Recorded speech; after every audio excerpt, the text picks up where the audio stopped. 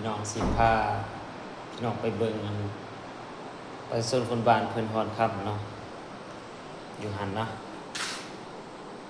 ไปกันเลย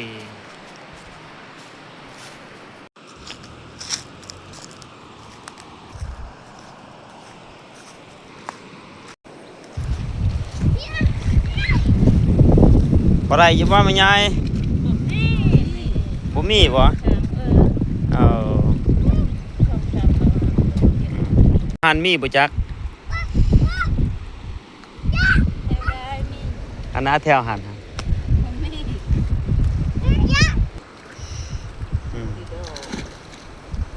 โอ้ขี้ดื้อเลยอาบน้ำขี้ตม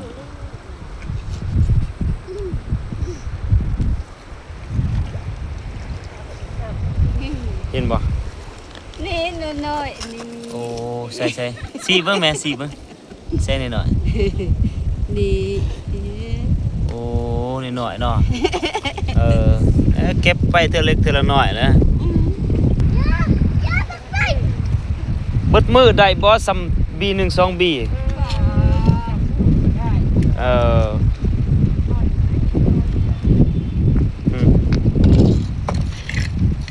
คันไปใกล้เนี่ยได้เนาะไปแถวบ้านเก่าพุ่นเนาะ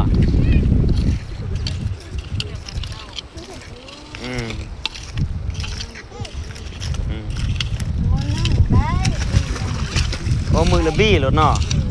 แถวบ้านเก่าอันใด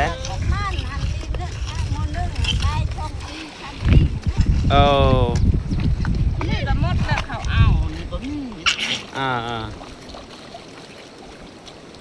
จักเขาดูดแถวบ้านเก่าบ่มีตีรถจกเนาะมีคือกันเขาเฮ็ดคือนึ่งหั่นมันยังนี่เขาเล่มเอานี่เขาทำคือแหละอันลูกเห็บอันลู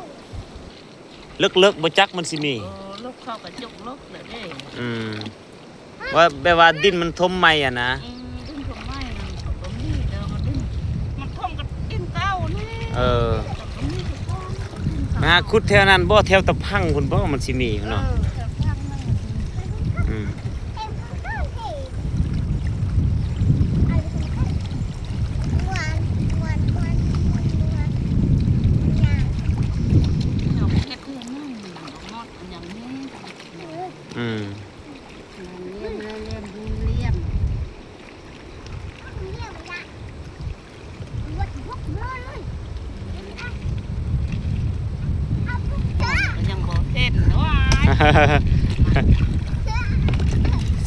สิบกระบางแล้วเนาะ